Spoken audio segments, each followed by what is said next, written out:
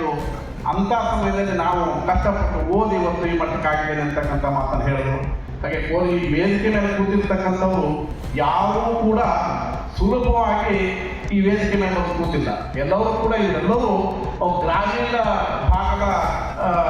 ಗ್ರಾಮೀಣದ ಭಾಗದಲ್ಲಿರ್ತಕ್ಕಂಥವ್ರು ತುಂಬ ಕಷ್ಟದಿಂದಲೇ ಕೂಡ ಇವರೆಲ್ಲರೂ ಕೂಡ ವೇದಿಕೆ ಮೇಲೆ ಇರ್ತಕ್ಕಂಥ ಎಲ್ಲರೂ ಕೂಡ ತುಂಬ ಕಷ್ಟದಿಂದ ಓದಿ ಇವತ್ತು ಈ ವೇದಿಕೆಯನ್ನು ಅಲಂಕರಿಸಿ ಈ ಮಟ್ಟಿಗೆ ಬೆಳೆದಿದ್ದಾರೆ ಅಂತಂದರೆ ಅವರ ಶ್ರಮ ಸಾಕಷ್ಟಿದೆ.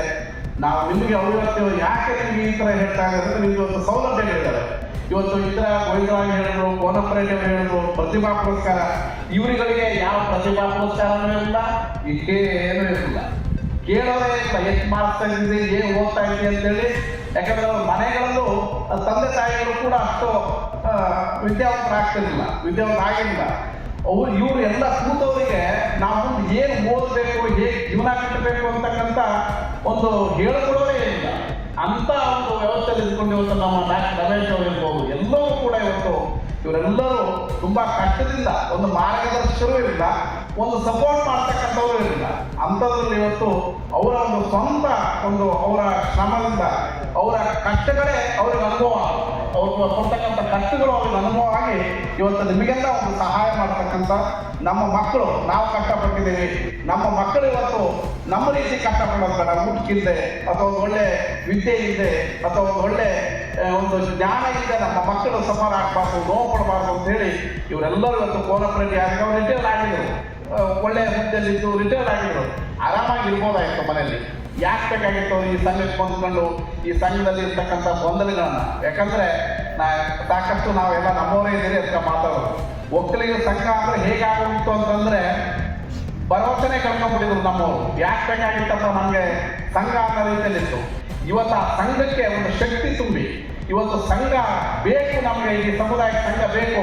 ಅದರಲ್ಲೂ ಕೋನಪ್ಪ ರೆಡ್ಡಿ ಅಂತವರು, ರಮೇಶ್ ಅವರಂಥ ಕಾರ್ಯದರ್ಶಿಗಳು, ನಿರ್ದೇಶಕರು ಇದ್ದರೆ ನಮ್ಮೊಂದು ಶಕ್ತಿ ಆಗುತ್ತೆ ಅಂತ ಮಕ್ಕಳಿಗೆ ಬೆಳೆಸಿರ್ತಕ್ಕಂಥ ನಮ್ಮ ಕೋನಪ್ಪ ರೆಡ್ಡಿ ಅವರಿಗೆ ಮತ್ತು ನಮ್ಮ ರಮೇಶ್ ನಾವು ಅಭಿನಂದನೆಯನ್ನು ಸಲ್ಲಿಸಬೇಕು. ಅಂಥ ಒಂದು ಭರವಸೆಯನ್ನು ಇಟ್ಕೊಂಡು ಇವತ್ತು ನಿಮ್ಮಗಳಿಗೆ ಸಹಾಯ ಮಾಡ್ತಾ ಇದ್ದಾರೆ. ಅದಕ್ಕಾಗಿ ಒಂದು ಮಾತು ಹೇಳ್ತಾರೆ ಹಳ್ಳಿಯಲ್ಲಿ, ಸವಲತ್ತು ಹೆಚ್ಚಾದರೆ ದೌಲತ್ ಹೆಚ್ಚಾಗುತ್ತೆ ಅಂತ. ನಮ್ಗೇನಾಗಿ ದೌಲತ್ ಅಂದ್ರೆ ಗೊತ್ತಾಗ ಸ್ವಲ್ಪ ಅಹಂಕಾರ ಬರುತ್ತೆ. ಹೆಚ್ಚೆಚ್ಚಿ ನಾವು ಸಪೋರ್ಟ್ ಮಾಡಿದಂತೂ ಅಥವಾ ಕಷ್ಟಪಡದೆ ಕೆಲವು ಸಹಾಯ ಸಿಕ್ಬಿಟ್ರೆ ಏನಾಗುತ್ತೆ, ಏನೋ ಒಂದು ದೌಲತ್ ಬರುತ್ತೆ. ಅದಕ್ಕಾಗಿ ನಮ್ಮ ಮಕ್ಕಳಿಗೆ ದೌಲತ್ ಬರೋದು ಬೇಡ, ಇವನ್ನೆಲ್ಲವನ್ನ ಉಪಯೋಗಿಸ್ಕೊಂಡು ನಮಗೊಂದು ನಿಂತಿದ್ದಾರಲ್ಲಪ್ಪ, ನಮಗೊಂದು ಶಕ್ತಿಯಾಗಿ ನಿಂತಿದ್ದಾರೆ. ನಿಮಗೆಲ್ಲ ಕರೆದು ಪ್ರತಿಭಾ ಪುರಸ್ಕಾರ ಮಾಡ್ತಾ ಇರೋದು ಯಾಕೆ ಅಂತಂದರೆ ನಿಮಗೆ ಜವಾಬ್ದಾರಿ ಹೆಚ್ಚಾಗಲಿ ಅಂತ. ನೀವು ಯೋಚನೆ ಮಾಡಬೇಕು, ಸುಮ್ಮನೆ ಕರೆದು ನಿಮ್ಮನ್ನು ಮಾಡ್ತಾ ಇಲ್ಲ. ನೀವು ಯೋಚನೆ ಮಾಡಬೇಕು, ಇವ್ರು ಎಲ್ಲರೂ ಕಣ್ಣಿಟ್ಟಿದ್ದಾರೆ ನಿಮ್ಮ ಮೇಲೆ. ಅಂದರೆ ನಿಮ್ಗೊಂದು ಸನ್ಮಾನ ಮಾಡಿ ನಿಮ್ಮ ಅಪ್ಪ ಅಮ್ಮನ ಹಿಡ್ಕೊಳ್ತಾರೆ. ನೋಡಪ್ಪ SLC ಲಿಸ್ಟ್ ತೆಗೆದಿದ್ದ ನಿಮ್ಮ ಮಗ ಏನಾದ, PUC ಲಿಸ್ಟ್ ತೆಗೆದಿದ್ದ ಏನಾದ ಅಂತೇಳಿ ನಿಮ್ಮ ಅಪ್ಪ ಅಮ್ಮನ ನಿಮ್ಮನ್ನು ಕೇಳ್ತಾರೆ. ಅದಕ್ಕೆ ನೀವು ಈಗ ತುಂಬ ಎಚ್ಚರಿಕೆಯಿಂದ ಇರಬೇಕಾಗುತ್ತೆ. ಕೇಳ್ತಾರೆ ಎಲ್ಲರೂ, 97 ತೆಗೆದಿದ್ದೀರಿ, 95 ತೆಗೆದಿರಿ, ಔಟ್ ಆಫ್ ಔಟ್ ತೆಗೆದಿದ್ದೀರಿ, ಎಲ್ಲ ನಿಮ್ಮ ಅಪ್ಪ ಅಮ್ಮನಿಗೆ ಎಲ್ಲರೂ ಗೊತ್ತಿರೋರು ಇವರು ಕೇಳ್ತಾರೆ. SLC ಅಷ್ಟು ತೆಗೆದಿದ್ದ ಈಗ ಏನು ಮಾಡ್ತಾ ಇದ್ದಾನೆ ಅಂತಾರೆ, PUC ಸ್ಕೋರ್ ಮಾಡಿದ್ದ ಏನು ಮಾಡ್ತಾರೆ ಕೇಳ್ತಾರೆ. ಅದಕ್ಕಾಗಿ ನೀವೀಗ ಶಾಲು ಹಾರ ಹಾಕಿದ್ದಾರೆ ಅಂತಂದರೆ ಅಥವಾ ನಿಮ್ಮನ್ನು ಗೌರವಿಸಿದ್ದಾರೆ ಅಂದರೆ ನಿಮಗೆ ಜವಾಬ್ದಾರಿ ನಿಮ್ಗೆ ಹೆಚ್ಚಾಯಿತು.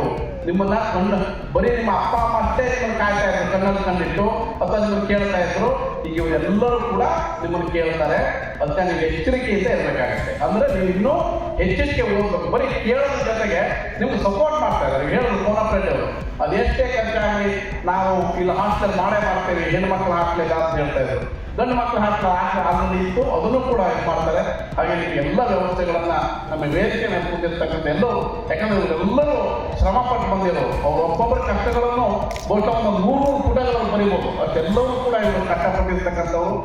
ಮತ್ತೆ